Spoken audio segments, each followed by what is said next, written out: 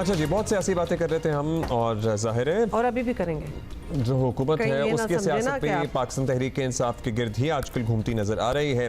रहनुमा PTI तर्जुमान खैबर पख्तूनख्वा हुकूमत barrister Mohammad Saif हमारे साथ मौजूद हैं, उनसे बात करते हैं। शुक्रिया बैरिस्टर साहब। बैरिस्टर साहब, अब हुकूमत ने फैसला किया है कि तहरीक इंसाफ पर बतौर जमात पाबंदी लगाई जाएगी। वजह यह है कि आप लोग अस्करियत पसंदी, हंगामा खेजी, शरंगेज़ी से बाज नहीं आ रहे। अब इस कदम का अंदाज़ा तो आपको पहले से ही था, फिर क्यों नहीं बाज आए आप लोग और हुकूमत को क्यों पाबंदी लगाने पर मजबूर कर रहे हैं? देखें, पहली बात तो यह है कि ये ऐलान ही इंतहाई अहमकाना किस्म का ऐलान है। इसकी कोई ना तो कोई आईनी बुनियाद है, ना कोई कानूनी है, ना सियासी है। ये सिर्फ और सिर्फ फ्रस्ट्रेशन का इजहार है। सुप्रीम कोर्ट के हालिया दिनों में जो फैसला आया है रिजर्व सीट्स पर, उसके बाद इनके होश जो हैं और औसान ख़ता हो चुके हैं और ये इसी तरह की बोंगियाँ मार रहे हैं। ये इनका एक इंतहाई ऐसा फैसला है कि जो मैं समझता हूँ कि इनको भी इल्म है कि इस फैसले का ना तो तहरीक इंसाफ पे कोई मनफी असर पड़ेगा, ना ही तहरीक इंसाफ का जो एक की जो मकबूलियत है, पॉपुलैरिटी है, उस पे इसका फ़र्क पड़ेगा या कोई नुकसान होगा। इसका तमाम नुकसान इनको खुद ही होगा। सियासी तौर पर भी इनकी जो पोजीशन है, साख है, वो बहुत बुरी तरह से मुतासिर होगी, बल्कि हो रही है। जैसे ही ये ऐलान हुआ है उसके बाद से सिर्फ मीडिया कोई देख लें, जितनी इन पे तनकीद हो रही है, सियासी लोग इनसे सब मुतनफ़र हो गए हैं और सब इनके खिलाफ बयानात दे रहे हैं। तो ये एक सिर्फ और सिर्फ फ्रस्ट्रेशन का इजहार है।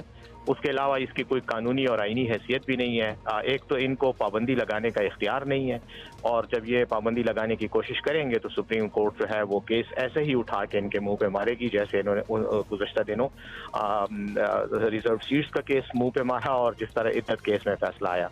ये सब कुछ जो है, ये इनकी जो बनाई हुई इमारत है, ये धड़ाम से इनके सरों पे ही गिरेगी। अच्छा, we can clearly obviously barrister साहब आपकी इम्पेशंस भी हमें सुनाई दे रही है। ये बताएं कि हुकूमत ने ऐलान तो ऑब्वियसली कर दिया, लेकिन ये बताया जा रहा है कि वो एक रेफरेंस जो है वो भी भेज सकते हैं। पाबंदी लगाने ना लगाने का फैसला तो ऑब्वियसली फिर सुप्रीम कोर्ट के पास चला जाएगा। तो अगर आपकी नज़र में अदालत को ये सब देखना है तो फिर तो शायद कोई परेशानी नहीं होनी चाहिए।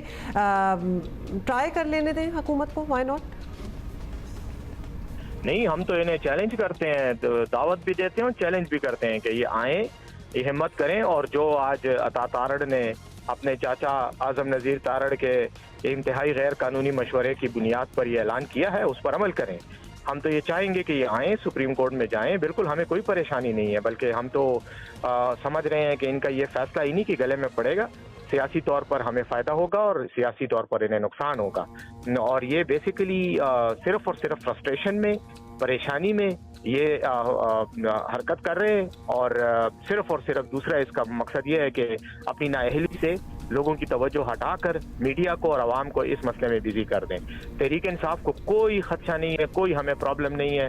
हम इंशाल्लाह इनका मुकाबला करेंगे हर मैदान में, जैसे हमने पहले किया है, और हर जो इनका हरबा है उसको ना सिर्फ नाकाम बनाएंगे, बल्कि उसकी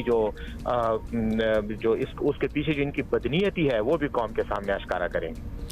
अच्छा, अब बैरिस्टर साहब, इमरान खान साहब को ज़ाहिर है रिहा होने नहीं दिया गया, पार्टी पर पाबंदी की बात करती है, मखसूस नशिस्तों वाला फ़ैसला कोई मानने के लिए भी उस तरह से तैयार नज़र नहीं आता। सो हुकूमत जो करना था वो कर रही है।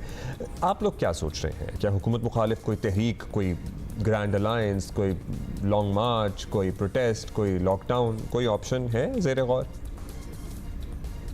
देखें, हुकूमत मुखालिफ तहरीक का ऑप्शन तो हमारा खुला हुआ है। हम तो जो ऐलान किया था कि हम इस हुकूमत को घर तक पहुंचाने के लिए और इनको ऐवान से और इक़्तिदार से जो जेली तरीके से आकर काबिज हुए हैं उसके खात्मे तक हमारी तहरीक जारी रहेगी।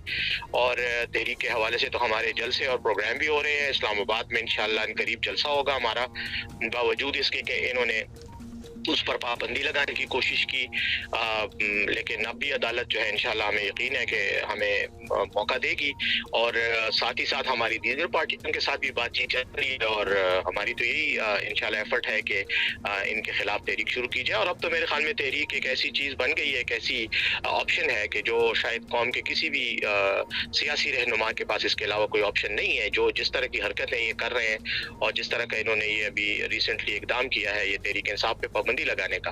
तो इसका तो मतलब यही है कि ये पागल हो चुके हैं। और नाअहली तो अलग से थी, लेकिन ये तो अब बिल्कुल ज़हनी तौर पर दिवालिया हो चुके हैं। और इस तरह के फैसले से तो अब लगता यही है कि कौम को जब तक इनसे निजात नहीं मिलेगी तो ये मामला जो है वो बेहतरी की तरफ जाने का सवाल ही नहीं पैदा होता। Alright you. बैरिस्टर सैफ, बहुत बहुत शुक्रिया।